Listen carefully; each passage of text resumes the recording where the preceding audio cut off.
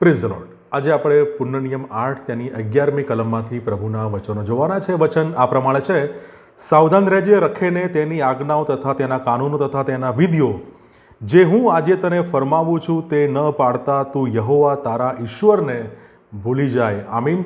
આ પ્રભુનું વચન છે. પુનર્નિયમ 8 તેની 11મી કલમ. આજનો આપણો જે વિષય છે એ વિષય છે ઈશ્વરને ભૂલશો નહીં. શરૂઆતની કલમોમાં એ ઇઝરાયલ પ્રજાને ઉત્તમ અને ફળદ્રુપ દેશનું વતન, એ વચનના દેશની વાત ત્યાં નોંધવામાં આવેલી છે. અને 11મી કલમમાં મૂસા એ લોકોને ચેતવણી આપે છે, એલર્ટ કરે છે કે જો તમે એ આજ્ઞાઓ જે હું તમને ફરમાવું છું, કહું છું, જો તમે નહીં પાડો તો તમે એ ઈશ્વરને તમે ભૂલી જશો.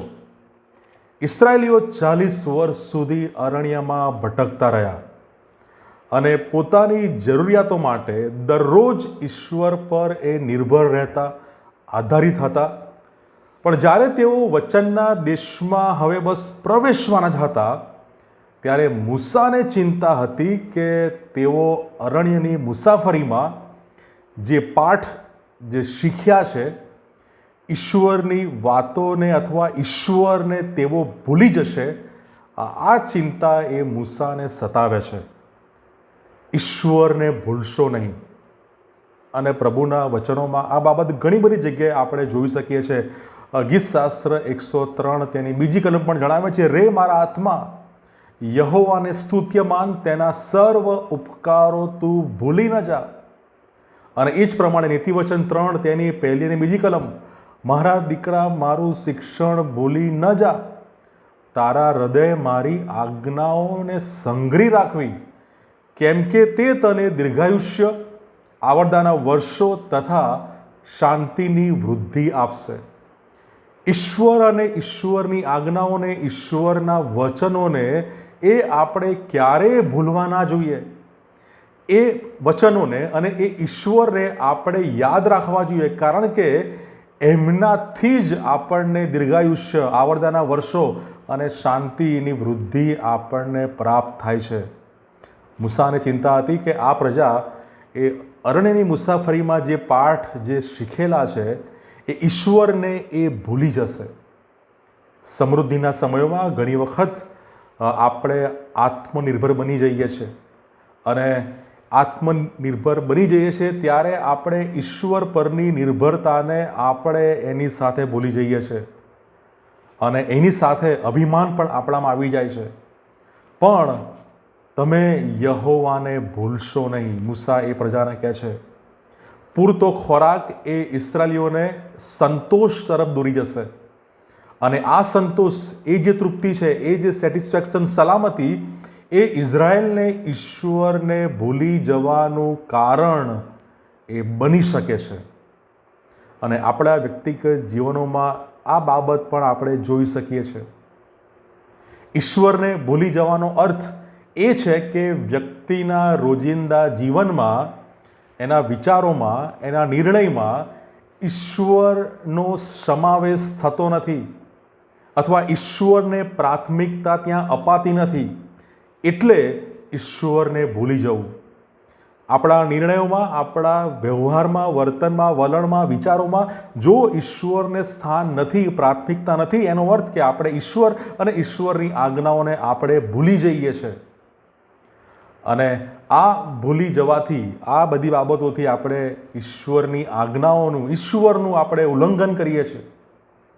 અને આજનું વચન એ ઈશ્વરના વિશ્વાસુપણાને, ઈશ્વરને યાદ રાખવા અને ઈશ્વરના વચનોને તમામ સમય, સંજોગો, પરિસ્થિતિઓમાં પ્રાથમિકતા આપવાને માટે આપણને ઉત્તેજન અને પ્રોત્સાહન આપે છે.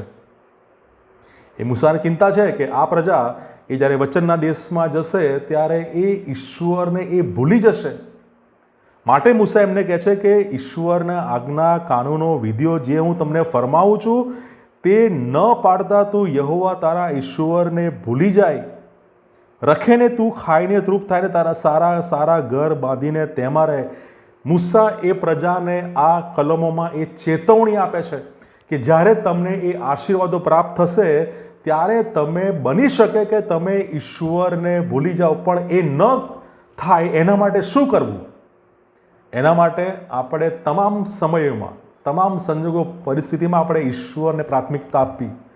પ્રાર્થનામાં બાઇબલ વાંચન, બાઇબલનું મનન, બાઇબલનો અભ્યાસ, આજ્ઞા પાલન અને ઈશ્વરનો આભાર માનવાનો આભારી ભાવ, એ દ્વારા આપણે ઈશ્વરની સાથે આશીર્વાદોના જે મુખ્ય સ્ત્રોત છે તેમની સાથે આપણે જોડાયેલા રહી શકીએ છીએ. મૂસાની ચિંતા હાલના સમયોમાં લગભગ એ આપણામાં પણ એ બાબત આપણે જોઈ શકીએ છીએ. ઘણી બધી વખત આશીર્વાદો જ્યારે આપણા જીવનમાં આવે છે ત્યારે આશીર્વાદોને યાદ રાખીએ છીએ, પણ આશીર્વાદોને આપનાર એ જીવન પરમેશ્વરને આપણે ભૂલી જઈએ છીએ. પણ કેવી રીતે આપણે એ આશીર્વાદોના આપનાર એ જીવન પરમેશ્વરની સાથે જોડાયેલા રહીએ? પ્રાર્થના દ્વારા, બાઇબલના વચનો, એનું વાંચન, મનન, એનો અભ્યાસ અને એનું આજ્ઞાપાલન અને ઈશ્વરની સાથે આભારી ભાવનો ભાવ, એ દ્વારા આપણે આશીર્વાદોના સ્ત્રોત સાથે આપણે જોડાયેલા રહી શકીએ છીએ. અને શા માટે આપણે ઈશ્વરને યાદ રાખવા, શા માટે આપણે ઈશ્વરની આજ્ઞાઓને ભૂલવી નહીં, ઈશ્વરની આજ્ઞાઓને આપણા હૃદયોમાં, મનોમાં સંઘરી રાખવી, યાદ રાખવી? કારણ કે જો આપણે પ્રમાણે કરીએ છીએ તો ઈશ્વર આપણને દીર્ઘાયુષ્ય, આવરદાના વર્ષો અને શાંતિની વૃદ્ધિ એ ઈશ્વર એ આપણને આપે છે. અને પ્રભુનું વચન આપણને કહે છે, ગીત શાસ્ત્ર 103 તેની બીજી કલમ, રે મારા આત્મા યહોવાને સ્તુત્યમાન, તેના સર્વ ઉપકારો તું ભૂલી ન જા. પ્રભુ આ વચનો શીખવા, સમજવા આપણે દરેકની સહાય અને મદદ કરે.